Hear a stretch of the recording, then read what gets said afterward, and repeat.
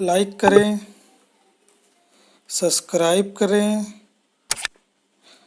और bell icon को press कर लें और आप लोग हमारे वीडियो पर बने रहें। गुड मॉर्निंग दोस्तों, कैसे हैं आप लोग। सबसे पहले आप लोगों को 5 जून की हार्दिक बधाई। 5 जून विश्व पर्यावरण दिवस, उसके लिए बहुत बहुत आप लोगों को बधाई। और आप लोग ज़रूर से ज़रूर 1-2 पेड़ लगाइएगा अपने कहीं भी क्षेत्र में, जिससे हमारा वातावरण बना रहे।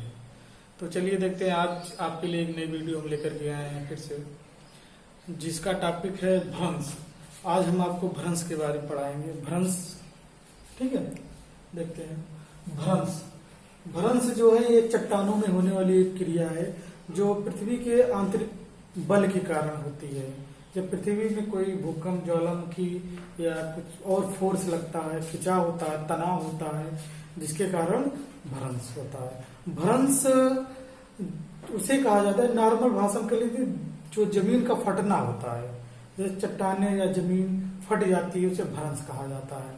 ठीक है, जैसे यहाँ मिट्टी, काली मिट्टी फट जाती है, जब ज्यादा धूप सूख जाती है तो फट जाती है।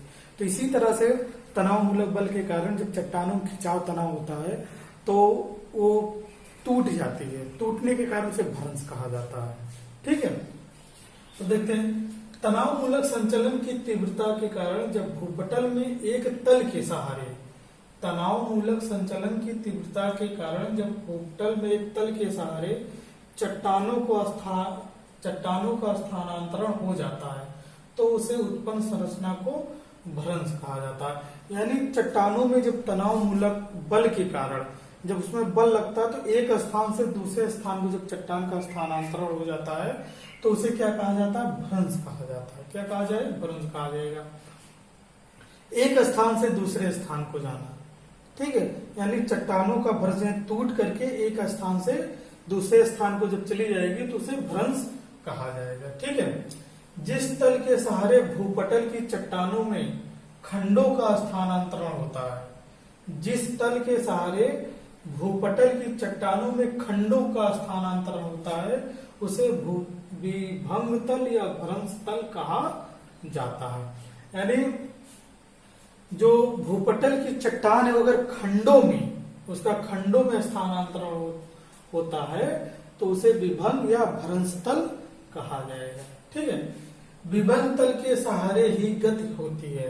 यानी जो ये विभंग तल है इसी के सहारे चट्टानों की गति होती है या चट्टानों का सरकाव होता है, एक स्थान से दूसरे स्थान को पहुंचती है, जिससे भ्रंश का निर्माण होता है या लंबवत, झुका, वक्राकार, क्षैतिज आदि हो सकता है। ठीक है, यानी ये जो विभंग तल होता है इसी के तल के सहारे ही गति होती है।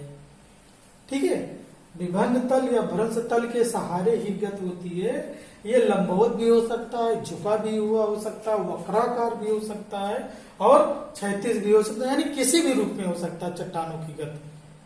ठीक है, इसका सरकना या खिंचाव या क्या कहते हैं, एक स्थान से दूसरे किसी भी रूप में ये जा सकता है, एक स्थान से दूसरे स्थान।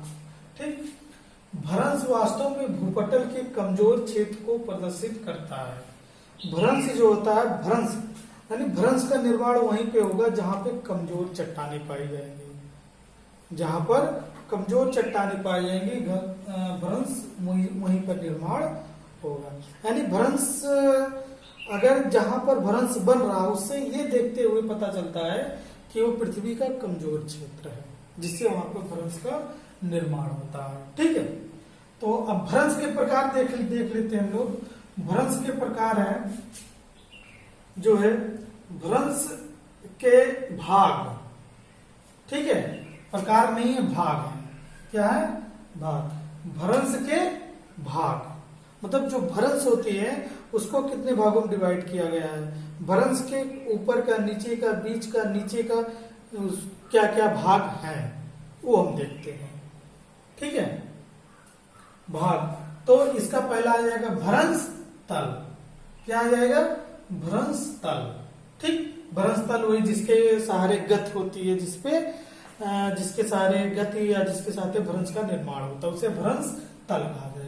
भ्रंश नत जो होती है, डीप होती है, जो ढलान होती है भ्रंश का, जो भ्रंश का ढलान होती है उसे भ्रंश नत कहा जाता है। उत्क्षेपित खंड, खंड उत्क्षेपित खंड जो ऊपर उठा हुआ भाग होता है, अधिक्षेपित खंड जो नीचे धसा हुआ भाग होता है, ठीक। शीर्ष भित्त, शीर्ष के सबसे ऊपरी वाला भाग, पद भित्त या दीवाल, ठीक है, बगल का दीवाल जो होता है पद भित्त उसे बोला जाएगा। और भ्रंश कगार यानी एकदम किनारे, एकदम कगार जो कोना वाला होता है उसे भ्रंश कगार कहा जाता है। तो ये 7 प्रकार के भाग हैं जो भ्रंश के भाग है। भ्रंश तल, भ्रंश नत, उत्क्षेपित खंड, अधिक्षेपित खंड, शीर्ष भित्त, पद भित्त और भ्रंश कगार। भित्त किस होता है? दीवाल, ठीक है, शीर्ष दीवाल, ऊपरी दीवाल, पद भित्त नीचे का दीवाल या बगल का दीवाल, ठीक, ऊपर नीचे बगल का दीवाल हो जाएगा, शीर्ष और पद भित्त, भ्रंश कगार। तो ये भ्रंश के भाग हैं। क्या है? भाग है, ठीक है। अब देखते हैं भ्रंश के प्रकार। भ्रंश के प्रकार, भ्रंश के 4 प्रकार हैं, ठीक है। भ्रंश के कितने हैं? 4 प्रकार हैं। पहला सामान्य भ्रंश, दूसरा व्यतिक्रम भ्रंश, तीसरा नितलंबी भ्रंश और चौथा है स्वप्नी भ्रंश, ठीक है। तो इसमें पहले देखते हैं सामान्य भ्रंश।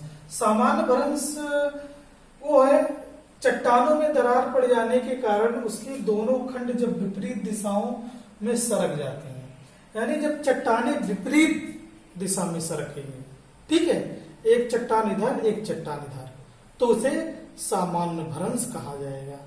विपरीत दिशा में जब चट्टानों का सरकना विपरीत दिशा में होगा, एक चट्टान इधर जाएगा एक चट्टान इधर, तो विपरीत दिशा हो गया। विपरीत दिशा में जाने के कारण इसे सामान्य भ्रंश कहा जाता है, ठीक है। सामान्य भ्रंश द्वारा निर्मित खड़े ढाल वाले कगार को भ्रंश कगार कहा जाता है। सामान्य भ्रंश द्वारा निर्मित खड़े ढाल वाले कगार को भ्रंश कगार कहा जाता है, ठीक है। तो ये क्वेश्चन पूछा जाता है, सामान्य भ्रंश किसे कहा जाता है? तो जब विपरीत दिशाओं में सरक जाएगी चट्टानें तो उसे सामान्य भ्रंश कहा जाता है। दूसरा देखते हैं व्यतिक्रम भ्रंश। व्यतिक्रम भ्रंश जब चट्टानों में दरार पड़ने से चट्टान के दोनों खंड आमने सामने खिसकते हैं, ठीक है। अब इसमें आमने सामने, ठीक है, इसमें आमने सामने यानी कि दोनों एकदम सीधे बगल से नहीं जा रहे हैं, विपरीत दिशा में, आमने सामने। जब चट्टानें आमने सामने सरकती हैं तो व्यतिक्रम भ्रंश का निर्माण होता है, ठीक है। तीसरा देखते हैं नतलंबी भ्रंश। नतलंबी भ्रंश जो है क्षैतिज दिशा में संचलन होने के कारण जब भ्रंश तल के सहारे क्षैतिज गत होती है तो उसे नतलंबी भ्रंश कहा जाता है, ठीक है। नतलंबी भ्रंश क्षैतिज दिशा में संचलन होने से जब भ्रंश तल के सहारे क्षैतिज गत होती है तो उसे नतलंबी भ्रंश कहा जाता है। अब इसमें देखते हैं जब शैल खंड का संचलन भ्रंश तल की बाईं ओर, इसी नतलंबी भ्रंश में जब शैल खंड का संचलन भ्रंश तल की बाईं ओर होगा, ठीक है, अगर क्या कहते हैं शैल खंड चट्टानों का संचलन कर बाईं ओर हो रहा है तो उसे वाम पार्श्ववर्ती या सिनिस्ट्रल भ्रंश कहा जाता है। क्या कहा जाएगा? सिनिस्ट्रल भ्रंश। जब बाईं ओर होगा यानी जब चट्टानों का संचलन या सरकना बाईं ओर होगा तो उसे वाम पार्श्ववर्ती या सिनिस्ट्रल भ्रंश कहा जाता है। अगर दाईं ओर हो रहा है नतलंबी भ्रंश का संचलन तो उसे दक्षिण पार्श्ववर्ती या डेक्सस्ट्रल कहा जाता है, ठीक है। अगर दाईं ओर होगा तो दक्षिण पार्श्ववर्ती या डेक्सस्ट्रल कहा जाएगा और बाईं ओर हो रहा है तो वाम पार्श्ववर्ती या सिनिस्ट्रल भ्रंश कहा जाता है, ठीक। चौथा आपका स्वप्नी भ्रंश, जो सीढ़ी नुमा जो भ्रंशों का निर्माण होता है। जैसे चट्टान के ऊपर चट्टाने होती हैं तो कुछ चट्टाने कमजोर होती हैं यानी मुलायम होती है, तो वो अपर्दन के कारण, अक्षय पर्दन के कारण वो चट्टाने हट जाती है और जो मजबूत चट्टाने रहती है वो वहीं पे स्थित होती है। तो इस तरह स्वप्नी यानी सीढ़ी नुमा जो सीढ़ीदार होती है, सीढ़ी नुमा भ्रंश का निर्माण होता है तो उसे स्वप्नी भ्रंश कहा जाता है। तो ये 4 प्रकार के आपके भ्रंश के हैं, ठीक है। सामान्य भ्रंश, व्यतिक्रम भ्रंश, नितलंबी भ्रंश और स्वप्नी भ्रंश, ठीक है। ये 4 प्रकार के स्वप्नी भ्रंश हैं। भ्रंश 4 प्रकार: स्वप्नी भ्रंश, नतलंबी भ्रंश, व्यतिक्रम भ्रंश और सामान्य भ्रंश। तो जिसमें सबसे ज्यादा सामान्य भ्रंश और व्यतिक्रम भ्रंश एग्जाम में आपके पूछा जाता है। जब एक बार फिर देख लेते हैं कि सामान्य भ्रंश, जब चट्टाने विपरीत दिशा में सरकेंगे तो उसे सामान्य भ्रंश कहा जाएगा, और जब चट्टाने आमने सामने सरकेंगी तो उसे व्यतिक्रम भ्रंश कहा जाएगा। ठीक है, आप देखते हैं भ्रंश द्वारा निर्मित स्थलाकृति। भ्रंश द्वारा निर्मित स्थलाकृति यानी भ्रंश द्वारा स्थल कृतियों का भी निर्माण होता है। ठीक है, जिसमें आपका ह्रोस्ट आ जाएगा, ग्रेबन आ जाएगा और रिप्ट घाटी। ह्रोस्ट एक माउंटेन होती है, ब्लॉक माउंटेन बोला जाता है, ह्रोस्ट पर्वत बोला जाता है। जब चट्टानों का बीच का भाग जब ऊपर उठ जाता है और नीचे का बगल का भाग यथावत रहता है तो उसे ह्रोस्ट का कहा जाता है। ग्रेबन और रिप्ट घाटी, जब दोनों का भाग चट्टानों का ऊपर उठ जाए या बीच का भाग नीचे धंस जाए तो उसे रिप्ट घाटी कहा जाता है। ठीक है, यानी अगर बीच का चट्टान ऊपर उठ जा रहा तो उसे ब्लॉक माउंटेन या ह्रोस्ट पर्वत कहा जाएगा। अगर बगल के दोनों चट्टान ऊपर उठ जा रहे हो, नीचे धंस जा रहा तो उसे रिप्ट घाटी या ग्रेबन कहा जाएगा। तो इसमें हम रिप्ट घाटी का देखते हैं, रिप्ट घाटी का अध्ययन करते हैं। रिप्ट घाटी का निर्माण जो है भ्रंश की क्रिया द्वारा उत्पन्न रिप्ट घाटी एक महत्वपूर्ण स्थलाकृति है। यानी ये भी भ्रंश द्वारा निर्मित एक महत्वपूर्ण स्थलाकृति है जिसे दरार घाटी भी कहा जाता है। ठीक है, इसे दरार घाटी भी कहा जाता है। जब चट्टानों के बीच का भाग नीचे धंस जाता है, ठीक है, जब दोनों चट्टानों का भाग नीचे, बीच वाला भाग नीचे धंस जाएगा और किनारे का भाग यथावत रहेगा। बीच का भाग नीचे धंस जाएगा, दोनों भाग यथावत रहेगा, तो इस तरह घाटी जो बनती है उसे रिप्ट घाटी या ग्रेबन घाटी कहा जाएगा। ठीक है, जो एक बेसिन का निर्माण हो जाता है उसे ही रिप्ट घाटी या ग्रेबन कहा जाएगा। बीच का भाग नीचे धंस जाएगा और दोनों भाग यथावत रहेगा। ठीक है, तो रिप्ट घाटी का निर्माण होगा। ग्रेबन जर्मन भाषा का एक परिभाषिक शब्द है जिसका अर्थ गड्ढा होता है। क्या होता है? गड्ढा होता है। ठीक, राइन घाटी, अब राइन नदी देखिए, राइन नदी घाटी जो है रिप्ट घाटी का एक प्रमुख रिप्ट घाटी या ग्रेबन है। जो राइन नदी है रिप्ट घाटी का एक बहुत अच्छा उदाहरण है। ठीक है,